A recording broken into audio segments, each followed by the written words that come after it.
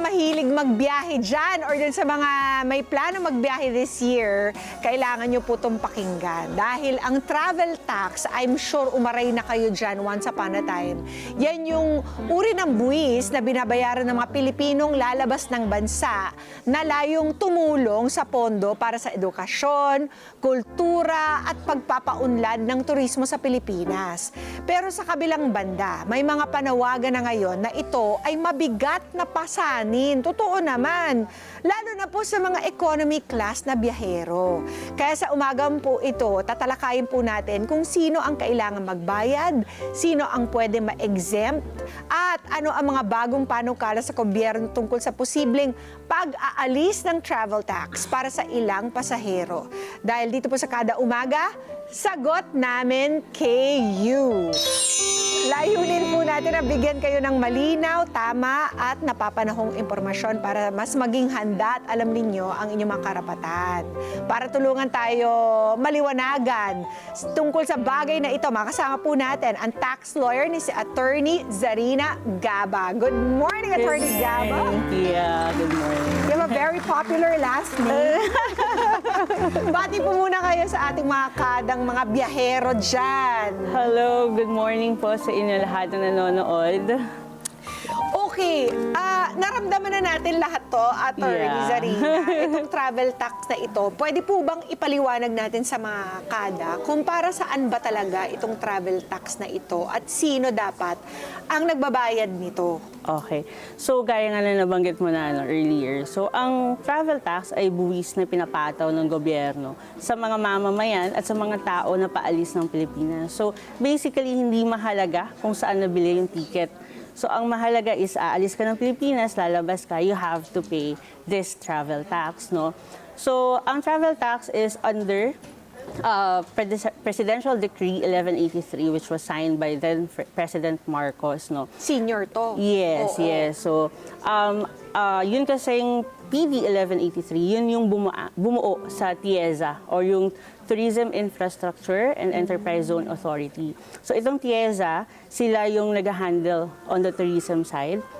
And they have the power to impose this travel tax and to collect this travel tax.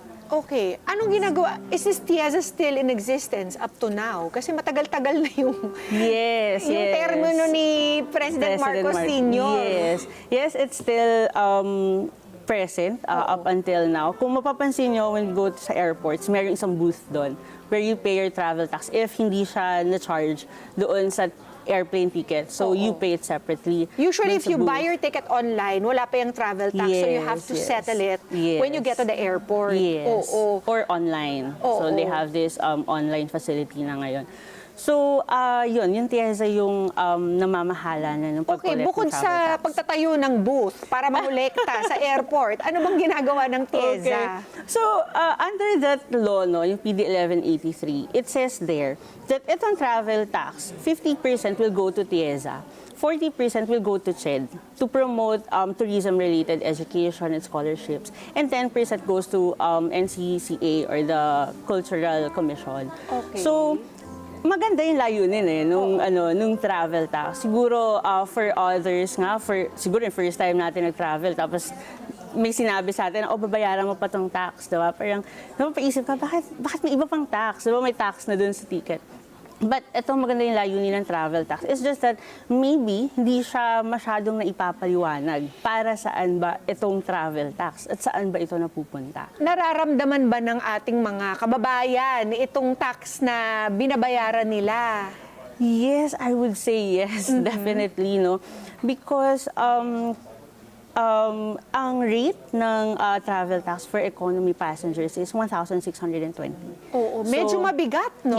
Yes, for the ordinary people, no? Correct. And if it's business or first class naman, it's around 2,700. Aray. So medyo may kabigatan talaga, no?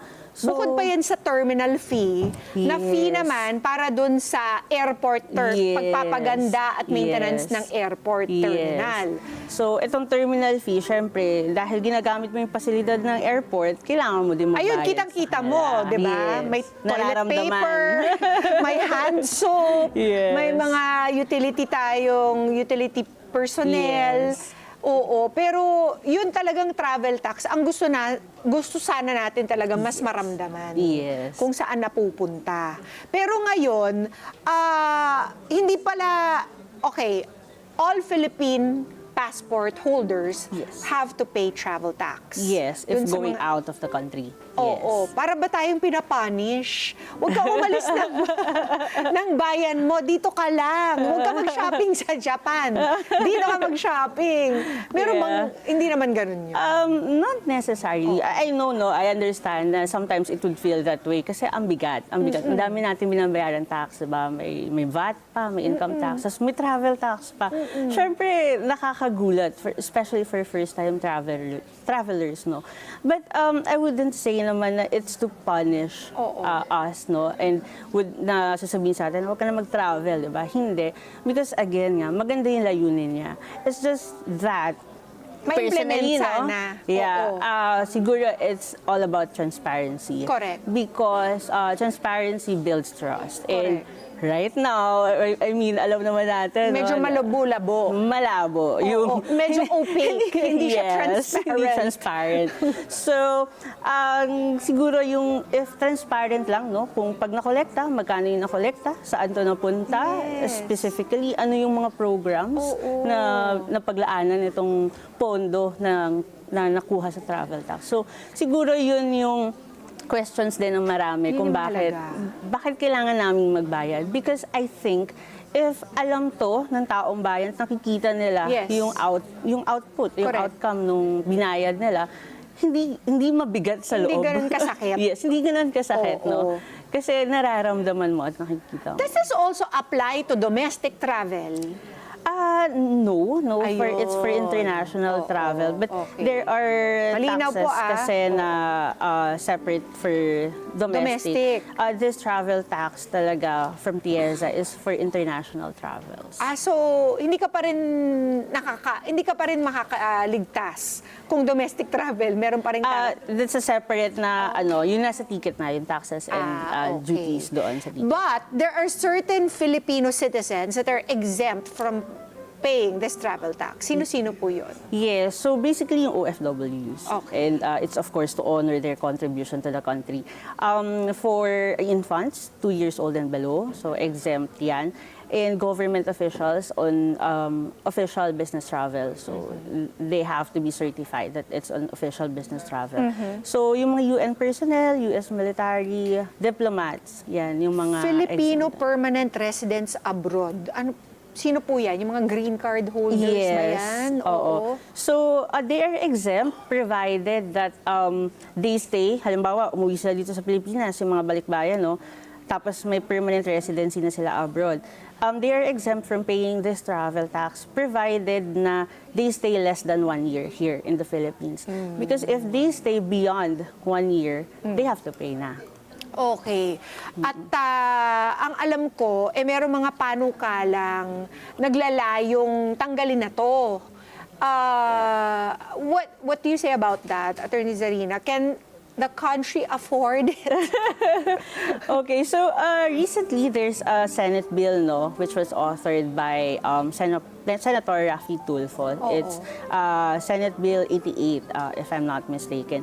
So dito sa bill na ito, panukala niya na tanggalin yung travel tax only for economy class. Aha, okay. So, That makes sense. Yeah. Oo. Bakit nga ba economy? Because it's to lessen the burden of ordinary people, diba? Ordinary Filipino na nagta-travel.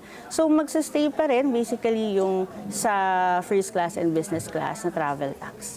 Kasi ang assumption natin, they can afford it naman. Well, yeah.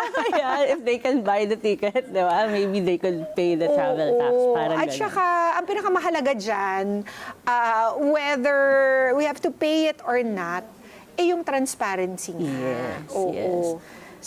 Kanino ba tayo kakatok para malaman ang computation? Yes. We could ask naman TIEZA. So there are avenues naman, diba? Oo. They have their email addresses in their site. Diba? We could file not necessary complaint, no, if we want to ask lang. So, if we want transparency, we could ask the government agency to produce the documents that we Yung want TIEZA na mismo. ipakita nila. Yes, yung Oo. TIEZA. At para naman sa mga kada nating interesado na kumuha ng exemption dito, what do they have to present? Okay, for example, no, OFW. So you just need your OEC or yung Overseas Employment Contract. Okay. And then, syempre, for kids, yung 2 and below na exempted, kailangan lang yung passport. Kasi makikita naman dyan okay. yung birth date, no. And then for others, syempre, yung mga UN officials, diplomats, kailangan yung foreign passports nila. And then yung mga travel authorities for official business travel if nasa government. Okay, so I hope with this discussion, medyo gumaan-gaan ang nararamdaman ng ating mga kababayan sa tuwing nagbabayad sila ng kanilang travel taxes pag sila ay bumabiyahe. At gaya po ng sabi ni Attorney Zarina, kung nais po ninyong malaman kung saan po napupunta ang mga buwis na ibinabayad ninyo, ay magpunta kayo sa website Yes, ng sa TIEZA. TIEZA. Yes. Oo, at ayan, usisain nyo kung saan pupunta. Kasi lalo na if you're a family of, let's say, Yes, 5, yes. medyo that's a considerable amount Yes, na, I diba? agree, I agree. Kaya rin, kapag hindi mo talaga alam na may babayaran, and then it's a family trip, di ba? Mabigat talaga siya. Oo. Kung economy kayo, di ba? I mean, nabili mo yung tickets ng piso sale, for example. I mean, Oo. travel goals. And then, hindi mo alam, may 1,620 pala for a family Mas of 6. mahal pa yung tax kaysa dun sa plane ticket. Yes. Kaya, Oo. Attorney Zarina, for any other legal concerns, saan po ba kayo pwede ma-reach ng ating mga kada? At ang ating lawyer po ay accountant na, lawyer pa. Kaya marami po kayong pwede ikonsulta sa kanya. Yes. So you can reach us through our social media. It's Gabalo in Facebook and Instagram. And then our office is at Unit 1004 in Future Point Plaza 1 along Panay Avenue. Yan. So doon po yung Gabalo. And then we have Tax Force also, our tax firm. Yes. Oh, nice. That's good to know. Yun yung mga ayaw mong intindihin pero kailangan. Yeah. You need a lawyer.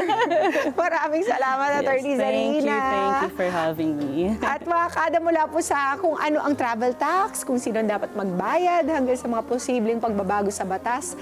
Ngayon, mas handa na tayong mag-impake. Hindi lang po ng maleta, kundi pati ng kaalaman. Dahil tandaan, mas magaan ang biyahe kapag magaan din ang ulo at bulsa sa tamang impormasyon.